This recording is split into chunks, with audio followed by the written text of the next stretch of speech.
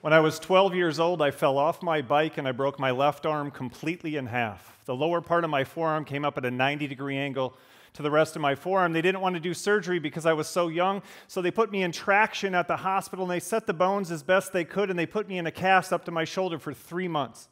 After 3 months, they took the cast off, and they told me I'd be fine, and I thought I was fine, until 8 years later when I was 20 years old, and I was in college, and my friend Carl was playing the guitar. I said, Carl, show me how to play the guitar, and he tried, and he failed, and he thought I was an idiot, and I thought I was an idiot, and then we realized they put me back together wrong at the hospital when I was 12. You should be able to do this. It's called supination, when your palm is flat to the ceiling, pronation when your palm is flat to the floor. To play the guitar, you have to turn your hand inside out, and I can't turn my left hand over. And it was in that moment that I realized why I had struggled at the drive-thru for so many years. I thought all of us were struggling at the drive-thru, but it turns out that it was just me. Because I can give them the money just fine, but I can't get the change. They're like, sir, you need to turn your hand over. I'm like, okay. They said, but you have to reach it out. I'm like, I was reaching it out. My sister-in-law had a great idea. She said, I need a basket on a stick, and just put it in there if you could just... So it would seem like I have a weakness, I have a problem, I have a disability, I need to fix it, but then something interesting happened.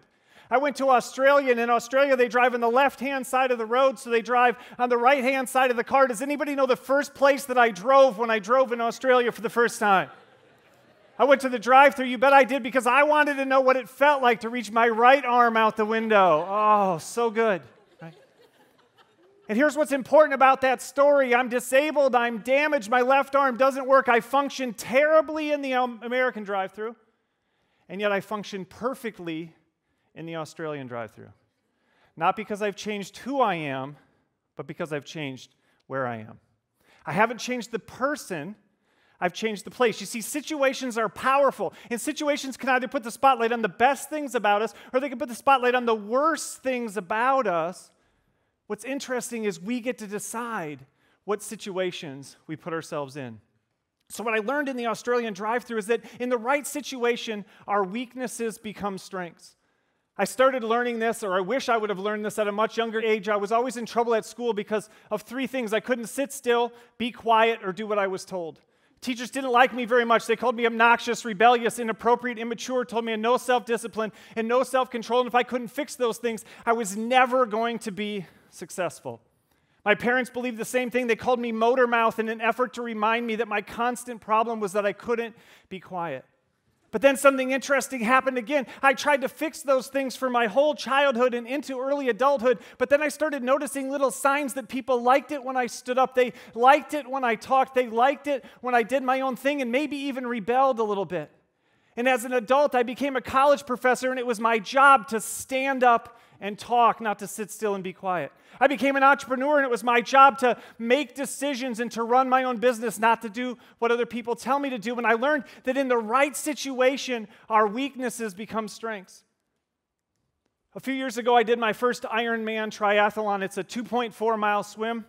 That's 3.8 kilometers. It's a 112-mile bike, 180 kilometers. It's a 26.2-mile run, 42 kilometers, and I did the first one in 16 hours and 30 minutes. That's not impressive. There's an 83-year-old Catholic nun named Sister Madonna Booter who did it in 16 hours and 35 minutes.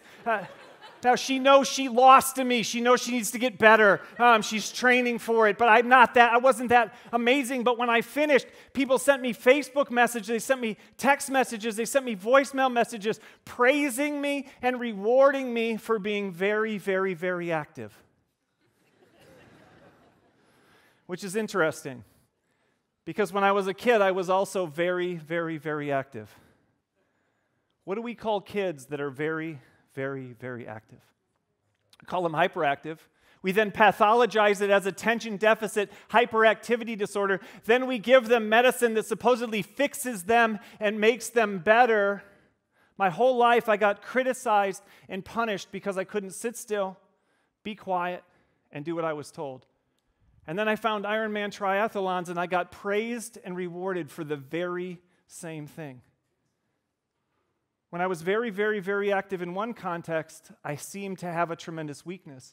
When I was very, very, very active in a different context, it seemed like a tremendous strength. In the right situation, our weaknesses become strengths. But this isn't just my story. I started to wonder, is this true for other people? And I discovered Matthias Schlitt. He was born with a genetic abnormality called KTS. And when you're born with KTS, one of your 4 limbs will be gigantic in comparison to the others. For him, it's his right arm. His right arm is 3 times the size of his left arm. And it always will be. There's no treatment. There's no cure. But Matthias Schlitt found the perfect situation for a person who has a gigantic right arm. He became an arm wrestler and found tremendous success. In fact, he's feared by every other human being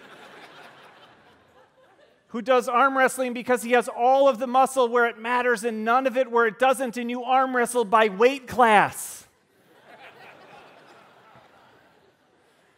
Matthias Schlitt didn't change who he was, he changed where he was. He didn't change the person, he changed the place. He found the perfect situation that transformed his obvious and glaring weakness into a tremendous strength. In the right situation, our weaknesses become strengths. Matt Stutzman didn't have a deformed arm, he had no arms. He was born with no arms and he took up archery. That's not as obvious as arm wrestling for Matthias Schlitt. He didn't just become better than people with arms, he became better than everyone in the world. He owns the world record for the longest, most accurate shot in archery in recorded history. I talked to him personally after an event, and I asked him why it's so advantageous to not have arms. And he said, because I get to use my leg, and my leg is bigger and stronger than anybody's arm could possibly be, and that gives me more strength, which gives me more endurance, which gives me more stability, which gives me more accuracy. I'm better because I don't have arms in this particular situation. When Matt Stutzman is anywhere else, people see him as a person without arms. When he's doing archery, people see him as a world champion because in the right situation, our weaknesses become strengths. Sometimes we need to help other people to find those situations. We don't need to find them for ourselves. We need to find them for others. Thorkill Son has a son with autism. He noticed that 2 of the symptoms were hyper-focus and doing the same thing over and over again.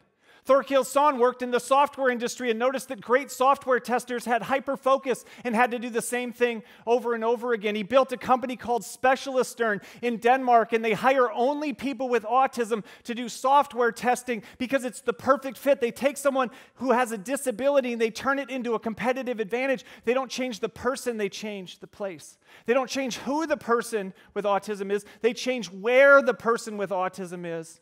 And they've been so successful that the global software giant SAP is currently looking for hundreds of people with autism from all over the world to do software testing for them because they've learned that in the right situation, our weaknesses become strengths. Now, some of you are like, Dave, I don't have a gigantic right arm. Unfortunately, I was born with arms instead of being armless. I feel like I'm at a disadvantage here. How could my weaknesses possibly be strengths? So let's go with some more basic sorts of things that can happen to people. So let's play a little game. I'm going to give you a weakness, and you think of where maybe that person might fit. So if you're too critical, what's a job for someone who's too critical? Editor, I love it, right? Be a critic, right? That's a great one, though. Editor, your job is to fix those things. Be a critic. Be a movie critic. Be a music critic. Be a food critic. Your job is to be critical. When you find the right situation, that weakness becomes a strength. Let's try again. Too controlling. Some of you are like spouse or partner. That's not a job, but I see where you're coming from, right? There's actually a job called controller, right? There's air traffic controllers. Your job isn't to be a social worker for the pilots. It's to tell them what to do. It's to be in charge, not to be open to their ideas.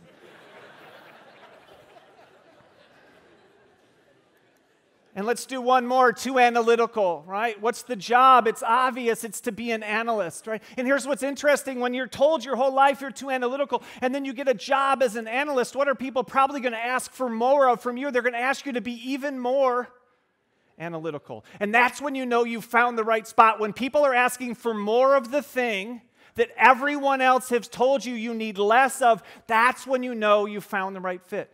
In the right situation, our weaknesses become strengths. We all believe in self-improvement, but maybe self-improvement isn't about changing ourselves. Maybe it's about changing the situation. We all believe in personal development, but maybe personal development isn't changing the person, it's changing the place. Because in the right situation, our weaknesses become strengths. Thank you very much.